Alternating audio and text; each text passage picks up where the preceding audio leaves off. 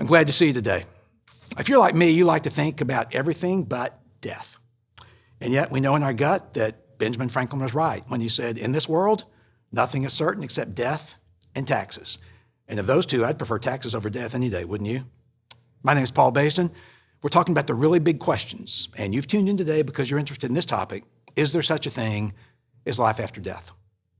First thing, why in the world do we avoid thinking and talking about death so much? For example, I don't ever like anyone to talk to me about their will or about, do I have life insurance? Why do we avoid it? Well, I think the first answer is because this life is all we've ever known. And actually, some of it has been awfully good. I don't really want it to leave. Second, because we love certain people. And we really don't want those relationships to end. And death means that. Third, because we question what happens after death. We just don't know. And that's our topic today, life after death. Is there any evidence for it? Any reasons for you to believe? I think there are, and let me name several. First, it's what you might call universality. All cultures and all religions hope for life after death.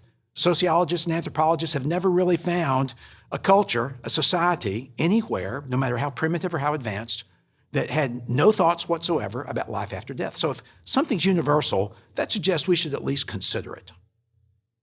A second pointer is just our sense of purpose.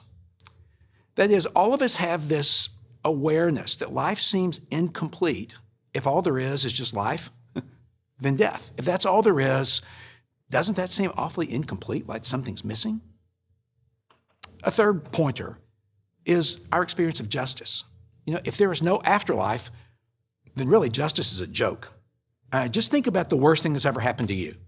I don't know what it is. It might be not too bad, fairly bad, or absolutely hideous. But if the worst thing that ever happened to you involved another person and there was no justice for that person, that's not fair. We know that. Or just go to last century. We always talk about how terrible things were in World War II, the Nazi solution, the final solution. If there's no justice for Adolf Hitler, if there's no afterlife, then this whole idea of fairness just makes no sense. It leaves us so empty. So this desire for justice, I think, points to and suggests the reality of a life after death. Third is what we'd call simply our experience. Many, many people have had near-death experiences. Now, I have to tell you that I'm hesitant about some near-death experiences. When I hear about a 5-year-old, I'm thinking, okay, they have overactive imaginations. But I read a book about a woman who is a neurosurgeon and was underwater for like 9 or 11 minutes, and all her brain functioning ended. And yet, during that time, while she had a near-death experience and saw all sorts of things you would call heavenly, she lived to tell about it. So are those things real? Are they just bad brain chemistry? I don't know, but they do point to something that we can't ignore. Another pointer is simply human nature. I mean, we are all a body, right? You can pinch yourself and feel it. But we're also a spirit. Like you can sit there and think about the fact that your body's not thinking, but something is thinking about your body. So when that body dies, does your spirit or your soul keep on? Another pointer is our desire. C.S. Lewis, the great English professor from 50, 75 years ago in England, popularized this idea. And here's the idea. It is that every natural desire that we know as humans generally corresponds to a satisfaction. For example, if you're hungry, well, there's a meal or a snack somewhere. If you're thirsty, there's a glass of water, your favorite beer, iced tea somewhere. If you have curiosity, there's knowledge somewhere. By the way, don't trust everything on Google. If there's loneliness, there's a friend. If there's romance, there's sex. Well, where there's a desire, there's a satisfaction. Now, here's the point.